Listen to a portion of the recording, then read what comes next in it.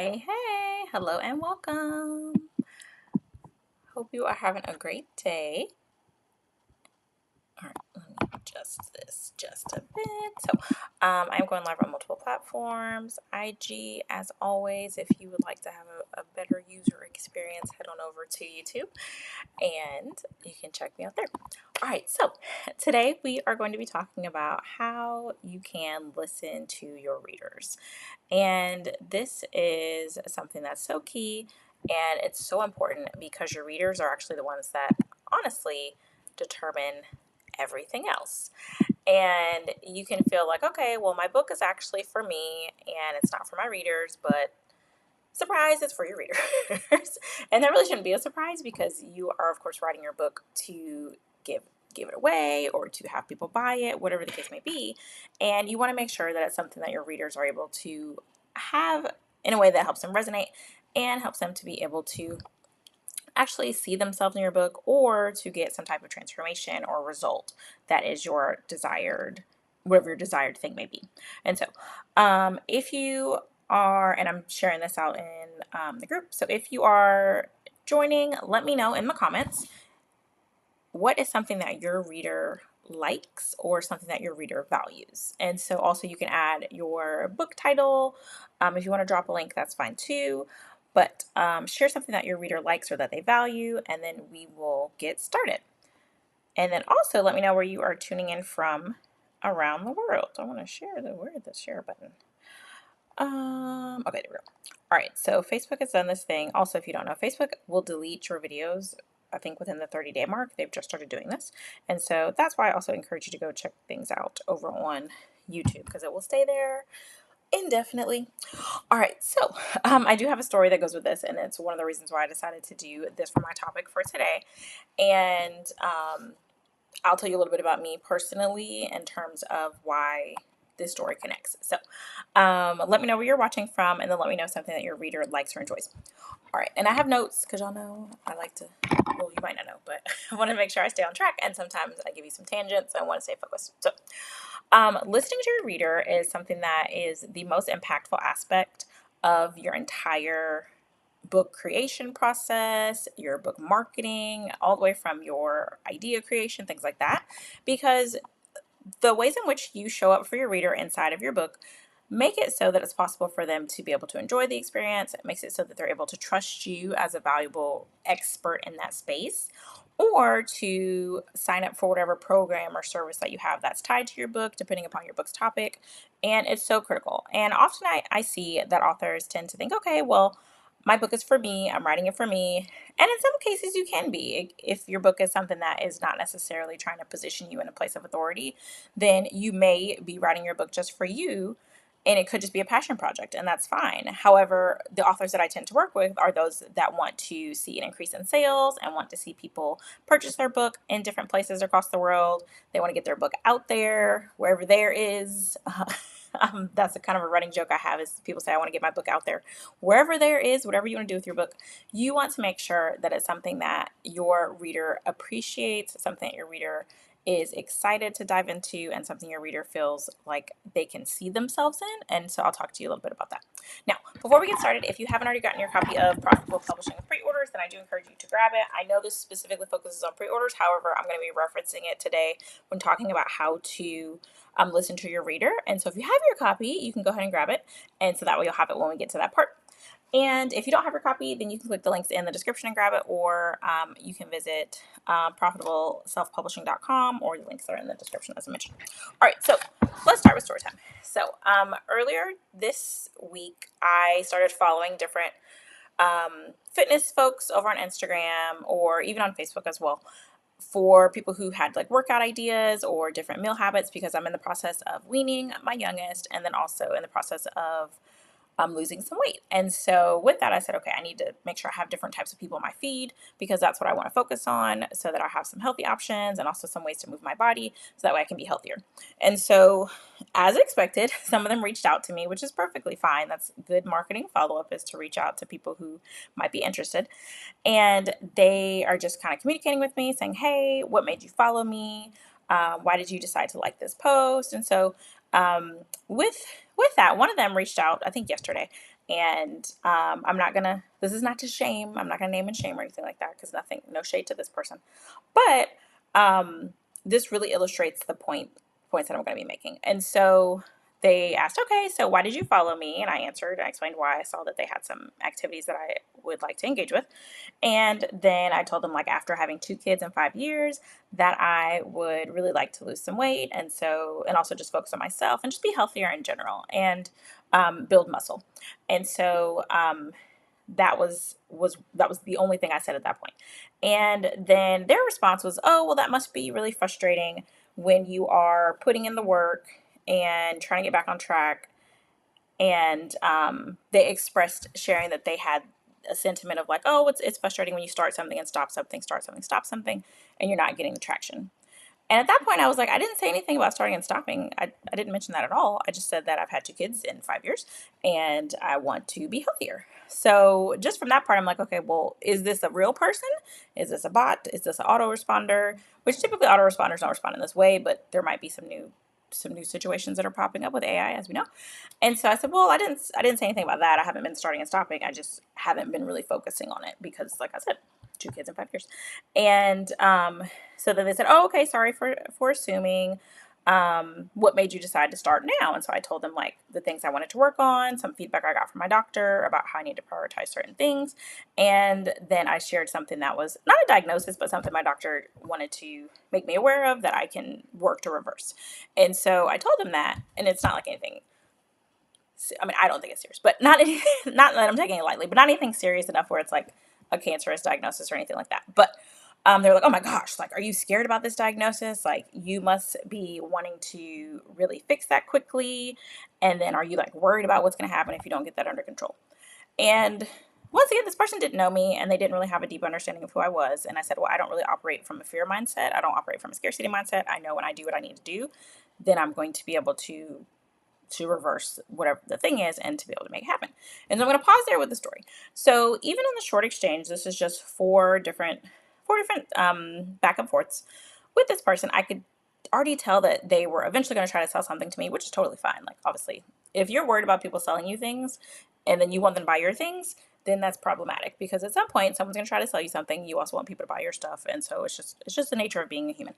So that wasn't the problem. The problem was that they were saying things that didn't apply to me. And often, when going back to the author point, often authors who are not aware of what their readers need, or who don't have the understanding of what it is that their readers are looking for, tend to try to sell them things that aren't a good fit for what they're wanting. I see folks say, oh, well, my book is for everyone, or this could be a great gift for whoever. And that's not really the level of fine tuning and the level of precision accuracy that you want for your book to be continuously successful. You want to have a very particular and very targeted understanding of who it is that your reader is in order to increase sales. Because if you are, and I just realized I did not press go live on Instagram. Okay, sorry, I just pressed it. You want to have a very fine-tuned and very deep understanding of who your reader is, because that dictates everything else that it is that you're doing. And so, for example, with my first book, it was for first-time moms during that first year after having their child, or adopting a child, whatever the case may be, first year with the child. And so there are very specific things for that audience that wouldn't apply to other audiences. And so that's not a book that I would try to pitch to people or try to sell to people who didn't have that unique experience. And so when you are sharing your book with others, you want to make sure that you are finding people that fit within that niche, fit within that category. And we'll talk about some ways to do that. And so with this, it will also show that when you're actually able to find your audience and you're actually able to understand them on a deeper level and understand their needs and wants, then it also will show them that you appreciate and value what it is that they either have or what it is they're going through, or that you have an understanding of what that person is experiencing. And so, for example, in that case with the person I was talking to, they predominantly work with women, and I guess moms as well. And it just felt as if the messaging that they were sharing was off because I hadn't expressed any of those things. It felt like they were just trying to copy and paste something they had said from someone else, or maybe their bot, whatever, had used it with someone else and said, oh, well, this person must be experiencing the same thing, when it's like, well, that's not exactly what the case was. And so on the flip side, when you actually understand what it is that your reader is looking for, what problem they're trying to solve, what solution they are trying to actually get to, then it makes everything else easier. It makes your writing easier because you can understand, okay, well, should I include this section in the book or should I take that section out? It also helps you to understand your marketing because then you'll be able to tell, okay, well, is this the right time of the year for this person to be able to participate in my book launch or to be a beta reader or to sign up for the program or service that I'm offering that's tied to my book? All of those things are factors that are going to be dictated by understanding your reader and listening to them. And when I say listening to them, that means looking at places where they appear, looking at places where they show up, listening to the words that they say. And I'll give you some tangible ways to do that in just a second. But all of those show you that you value them as a customer and as a reader because that's so important. All right, drop a one in the chat if this is making sense to you. Now, the second way that listening to your reader is beneficial is that they will actually tell you what they want and they will let you know what they are looking for. And I don't mean like they'll come up to you and say, hey, Cynthia, I need blah, blah, blah, blah. But sometimes they do. I've had people before say, it would be really nice if I had a book on XYZ, or or your next book should be about blah, blah, blah, blah, blah. And then honestly, that's actually how my second book came out, my Daniel Fast devotional. It was because I did it as a 21-day challenge, and then somebody inside the challenge said, hey, this would be really good as a book. And I said, okay, say less. I will make it a book. And it's actually my best-selling book to date for my food brand.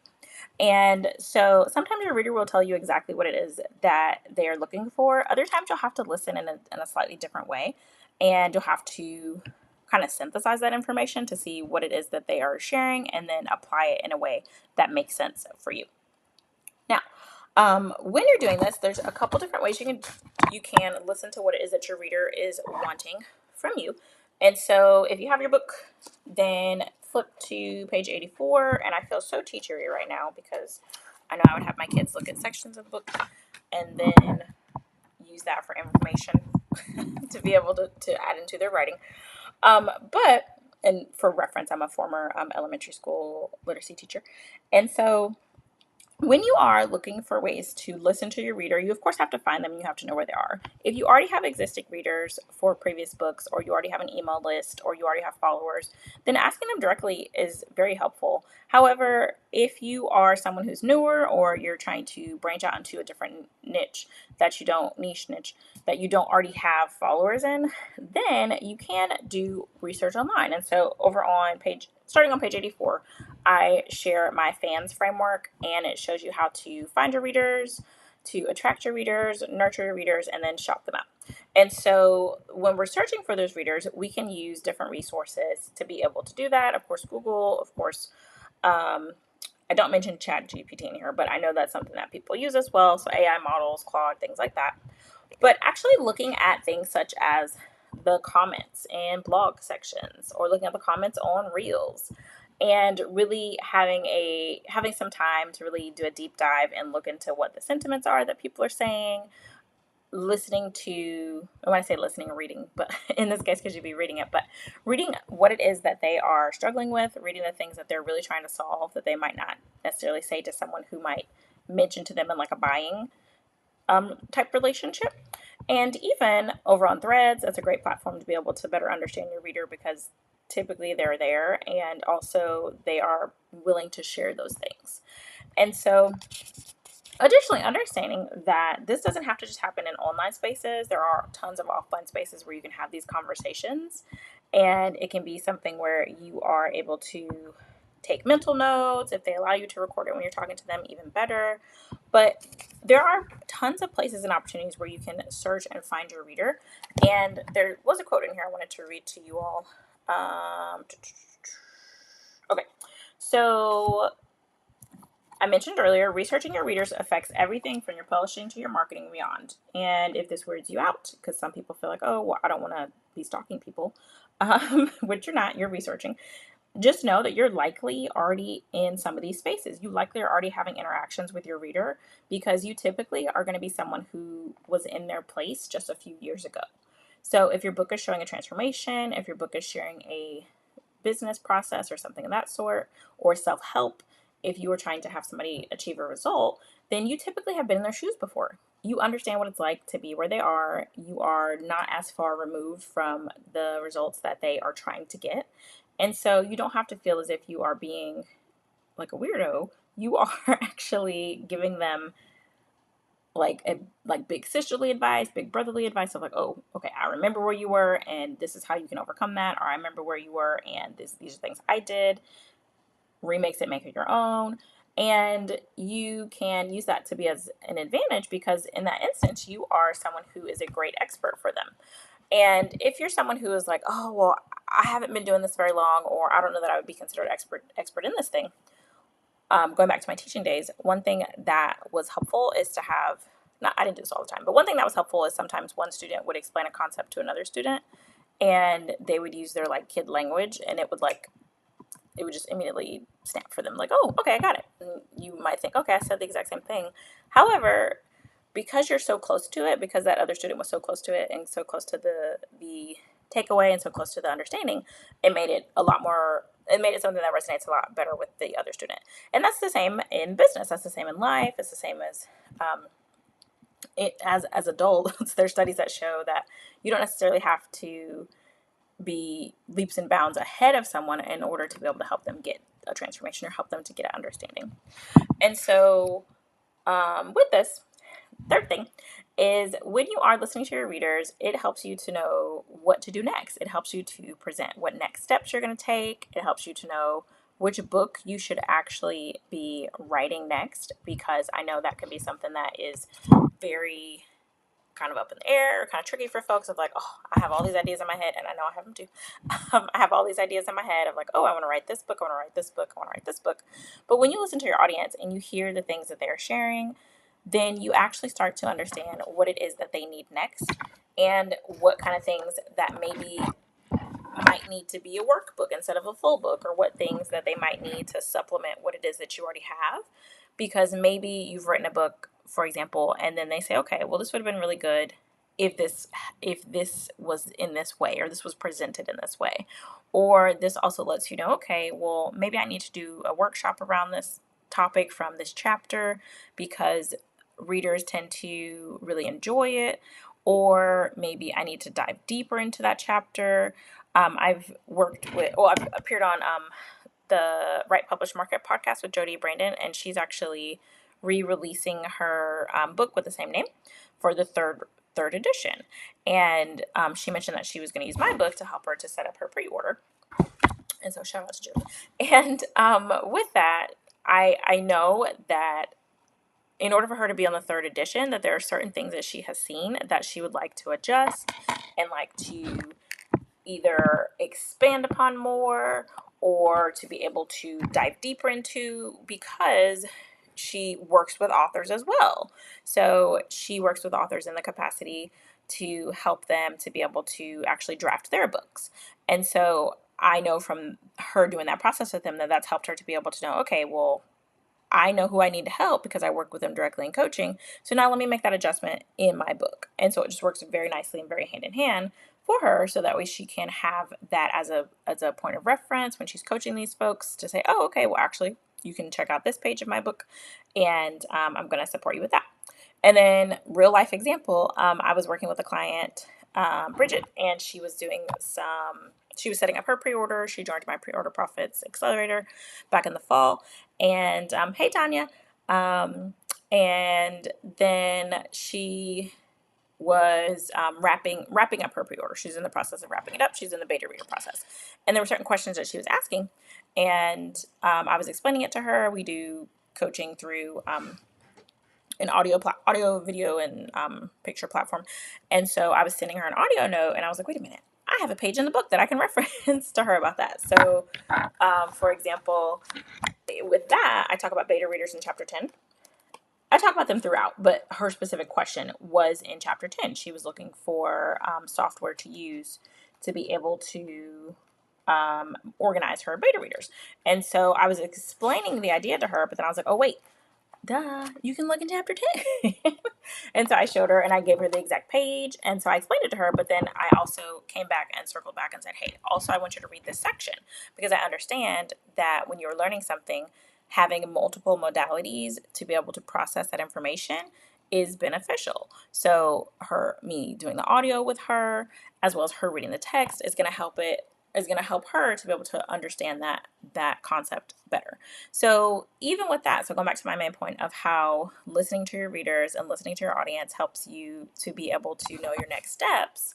In that moment, I was able to support her in two ways because I was able to couple those together, because when I was creating my book, I listened to my beta readers. I listened to folks, hey Nadine, I listened to folks who were my ideal reader, my ideal audience, and then I crafted a book that is going to support them in their needs. And so that's why it's so important when you are creating your book. You don't want to create it in a silo. You don't want to create it in the sense that no one is going to be able to give you feedback on that book. You want them to be able to give you that input, so that way when it's finished, then it is something that is helpful and representative to your readers, because in essence your book is for them. And so, that was a long sentence. And I didn't mention earlier, if you have questions, drop them in the chat and I'll answer them. If you're watching on replay, then you can do #replay and I'll come back and answer those as well. Now, so if you're just now joining us, we are talking about why it's so important to listen to your readers. And so the first reason is because then it shows them that you value them and what they have to say and you appreciate them. The second one is because your readers will actually tell you what they want and what they need. And then I gave some strategies about how to actually find what those things are. And so if you missed the beginning, definitely you can catch the replay on the platform you're watching, or this will be up on YouTube. It's up on there now. And then and I'll do Q&A at the end. Thank you. I see your question, Nadine. And then, so the third reason why you want to listen to your readers is that it's easier to know what next steps to take. So use the feedback from your readers as a guide. And so in this instance, using beta readers or even people after your book is finished, using it to see how you can support them long term, using it to see what things you might need to make adjustments with if you are making another edition or you're writing another book. So for example, I am writing another book after this. I haven't quite released it yet, but I haven't quite dropped it yet. But the next book that I'm releasing is going to be a good accompaniment to profitable publishing pre-orders, because I'm seeing that there's certain things that people need, and I know that I can fill those gaps with that next book and whatever related products or services that I have. And so going back to my classroom reference, I would use data from my students to see, okay, I noticed that you needed help with this item, so then I'm going to bring in this supplemental resource. And it's the same thing with your book and the same thing with your readers. You have to be someone who is an observer of your audience, because that really shows them that it is something that's going to acknowledge who they are, show them that you understand them, and also help them to get to that next level. And so, thank you so much, Tanya. She said the book is so relatable and easy to understand. Thank you. I appreciate that.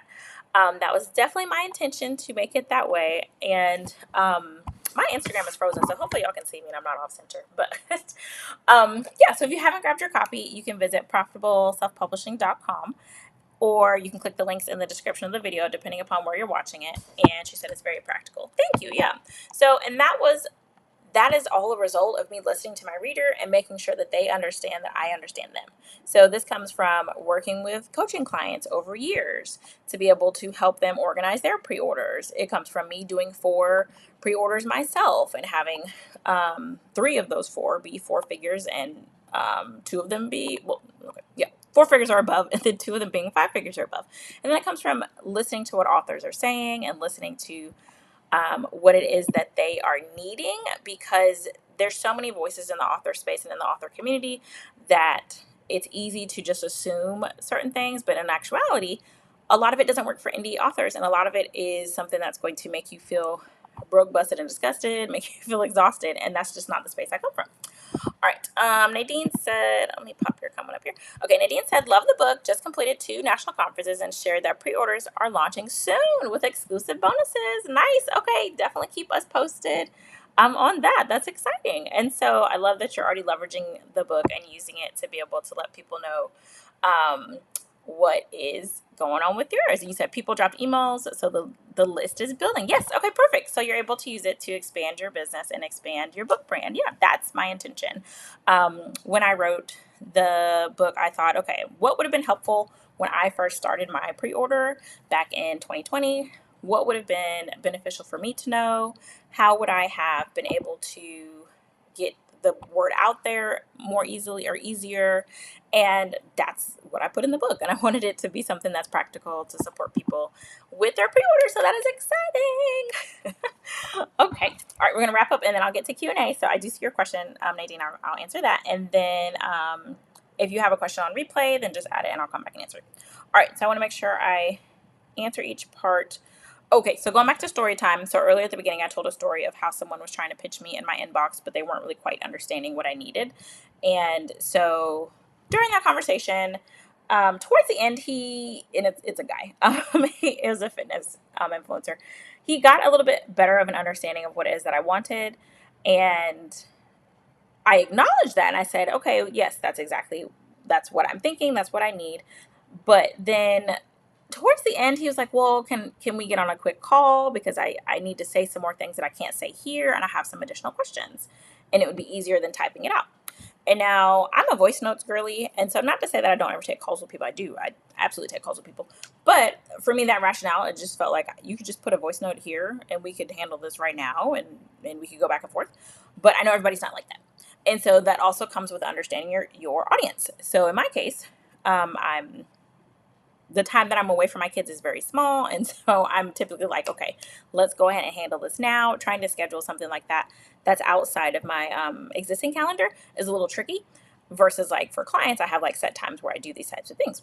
And so my first thought was, well, I mean, we could just do it here, but I didn't say that. And because of the earlier portions, sorry, something in my hair. Because of the earlier portions of the conversation where I didn't feel like he was in alignment with what I was wanting, I just said, actually, I don't think we're a good fit. I don't think we're really communicating here very well. So I don't know that we need to go to a call, because I knew that at some point the call was going to end up having me purchase something from him. And I just don't feel like he was a good fit for me for what I needed from a health and fitness standpoint. And so not that I don't get on calls for folks to pitch me things, but I just didn't feel like he was a good fit for me. And so I just said, at this time, what I just said to you, I was open and honest with him. And so I think when it comes to our readers, we have to be very mindful that there's certain things that they want, and they want to be pitched in a certain way. They want to know about your book in a certain way. They don't want you just sending random DMs saying, buy my book. They don't want to just see posts saying, oh, my book dropped today, go buy it. Like, they want to go on a journey with you. They want to see the highs and lows. They want to experience that book launch with you. They want to see the book come to life. They want to see you birth that book baby. And so you have to remember that your book is for your reader, and it's not necessarily for you. So there are going to be parts of your book that you might have to make adjustments for, or there's going to be parts of your book that you might have to explain in more detail. If it's something that you're showing some type of transformation or some series of steps, then you might have to add steps in that are just already automatic to you, but might need to be stretched out a little bit more for your reader because it's not automatic to them yet. And so when I say this, I'm talking about like my self-help folks, my business book folks, because your reader is trying to get where you are right now. And so whatever you can do to help them get there and get that result is wonderful. So like some ladies have mentioned in the chat that they are getting that opportunity as well. All right. And then lastly, when you start doing these things, when you start listening to your reader, they will actually come to you. They will be attracted to you. You won't have to chase them. I like to say attract instead of chase your readers. I believe I put that in the book in a cute little box. But once you start listening to them, once you start showing them that you're listening, and once you start providing things that help support them, it lets them know that they're appreciated. It lets them know that they are on the right track and gets that validation that they're making the right moves. And then it also helps show that you value them as well. All right. Okay. Yes. All right. Tanya, you said you're an author and independent publisher, and then you're currently, hold on, your comment got cut off. Tanya, can you add the last part? After currently, I didn't see anything after that. All right. So we're going to do Q&A, and let me scroll up. So, okay. Nadine asked if I used an NDA with beta readers. So, I haven't. However, I have other things in place, like agreements that they can sign. And I typically would use NDAs for more of contractors. However, there are authors that use NDAs for that. I just haven't. However, I also try to pick beta readers who I have some familiarity with and or who are authors themselves, and that I've like seen that they are not just random people online or scammers that are fake folks. That would be more of like a legal question. If it's something where you are concerned about it, or you just want to have extra protection, then okay, yes, let's do it. Or not let's, but yes, do it. But I haven't used it. I haven't had any issues. And also when it comes to piracy, I know that's a big thing, and I talk about that. I don't know if you're on that part of the book just yet. In the chapter on beta readers, chapter 10, I talk about like ways to prevent piracy, meaning people stealing your book. But at the end of the day, there's really nothing you can do to 100% someone, 100% prevent someone from stealing your book. It's just kind of the nature of where we live. However, because I include things inside my books that will encourage you to buy the next thing or encourage you to order the next thing, not that you have to, or to get on an email list. At the end of the day, I just think this is just free publicity of someone else sharing my book with other people. And at the end of the day, the karma, whatever, will come back to them if they've decided to share it in a way that's malicious. But so long story short, I've heard of authors doing it. I've signed NDAs for clients that I've done their publishing for or their marketing for, and I'm more than happy to do that. It's not something that I have done. Okay, and then for the next one, can you explain what you mean by when you say help this book? So what about the software? Okay, yes, all right, got it. And then, okay, Tanya added to her, so I'm going to piece yours together. Let me find your other comment. Okay, so Tanya said she's an author and independent publisher, and she's currently helping her client create a book bundle. Okay, and if it's something that you are looking for from a publisher standpoint, I do offer programs for publishers to help you to be able to structure your publishing agency or company in a way that can support your authors. So I'm actually working on an offer for that now. So feel free to reach out to me about that, or I can shoot you a DM. Yeah, so with the software that is mentioned, it's not something that is a contract. It's just a software you can put your book inside of, and then it helps it to distribute it to people. It's not something from like a legal standpoint of protection. However, it makes it a lot harder for someone to steal the book because of the way that the software is structured. So if that's like your concern, or if you're worried about people talking about it, let me know which aspect you are wanting for that, or you want me to address for that one. But I love the software. It's very easy to use for adult books. If it's a kid's book, I wouldn't probably suggest that one. And I give some different options in my book. So, all right, let me see if I have any other questions. And okay, I'm gonna give a little bit more time, and then I will head out so y'all can enjoy the rest of your day. And I appreciate you tuning in and being interactive. So I think I've answered them all. All right. Okay. So if you are watching this on replay, then definitely add your questions below. And if you haven't grabbed your copy of the book, once again, definitely check it out. Profitable Publishing with Preorders. It helps you to grow your audience, pre-sell your book, and cover costs before self-publishing. And it's available on Amazon as well as other platforms. I just noticed it was popping up on some others like Walmart, Barnes & Noble as well.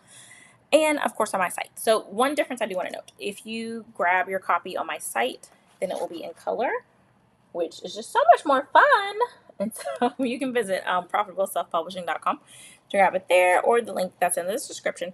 If you grab it from the other retailers, it'll be in black and white. Still effective, but just not as cute. All right. Okay, let's see. Nadine said, I guess I'm just trying to figure out the best route. Want readers who are my target audience. Yeah, so I'm not sure what chapter you're on in the book. Hey, Deb. I'm not sure what chapter you're on in the book, but in chapter 5, I do a full breakdown of how to find your ideal audience. And then I also touch on how to kind of bring beta readers into the mix of things.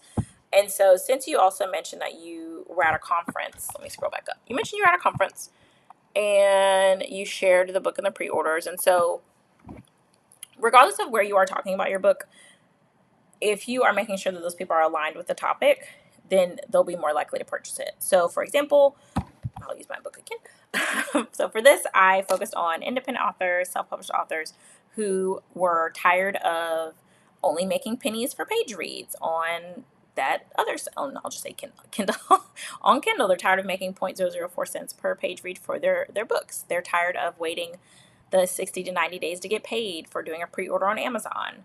They want to not have to stress about hosting a Kickstarter and only getting their money if they meet their goal. So really doing the research and the section that I talk about, find your readers in chapter 5, really doing the research and seeing where they are, what the sentiments are, reading those comments, looking at blog posts, and talking to them if you have the ability and you have access to some of them, talking to them and seeing what it is that they need to work on. And I give questions and stuff in the book too. So since you have the book, you can check out chapter 5 and then feel free to shoot me a message if you have additional questions about that. But it is a process. It's not something you're just automatically going to know that you're on the right track. So don't feel like just because you've read a few comments or you've tried a few of the strategies and you don't feel like you're 100% spot on, that you should just give up.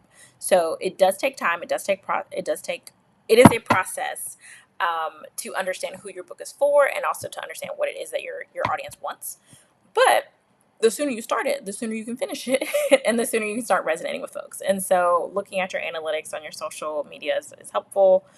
Looking at your emails as well to see what people actually respond to now that you have some email list folks going. So that's good. Shout out to you for that. And putting yourself out there in that way. And so it's an iterative process. It does take time to work on that and boost it and figure it out. But you've made some excellent first steps. All right. I'm going to head out. Thank you so much for tuning in, and feel free to share this with an author friend, share this with someone else you know who's writing a book that needs some support, and have a great rest of the day.